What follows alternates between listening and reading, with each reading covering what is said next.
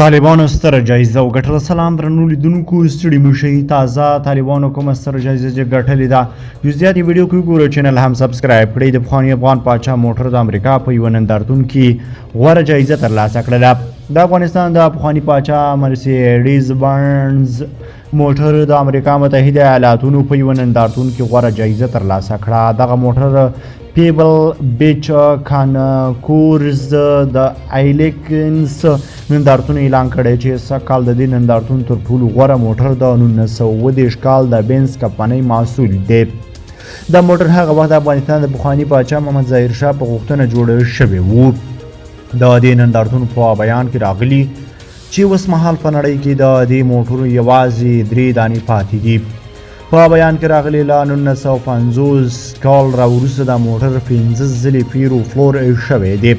ویل شوي چې دا موټر له 1930 نه تر 1950 پورې د افغانستان له پخواني پاچا محمد ظاهر شاه سره و او وروسته یې په برطانیه کې خپل زوم ته ډالۍ کړی و.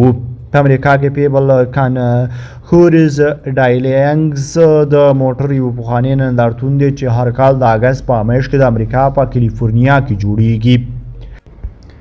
بلخوا د لرغون پوهنې او تاریخي آباداتو ریاستونو ګډ فلاوي د بدخشان په اتو ولسوالیو کې 22 لرغونې سیمې او تاریخي آبادي ثبت کړي دي چې 15 پکې نوي پیژندل شوي سیمې او آبادي دي او لرغونتوب یې له اسلام وړاندې دورو پورې تړاو لري. د هوا پیژندنې ادارې بیا د وږي د میاشتې په 2 او 3 نیټه په بدخشان، نورستان، کونړ، لغمان، ننګرهار، پکتیکا، خوست او پکتیا ولایتونو کې د سختو ورښتونو او دغه راز د هیواد په مرکزي شمال، شمال لویدیځ، لویدیځ او جنوب لویدیځ ولایتونو کې د سخت باد او دوړو اټکل کړی دی چې د باد د سرعت کچه به په ساعت کې له 20 څخه تر 90 کیلومتره پورې وي. دا و زموږ چمتو شوی ویډیو.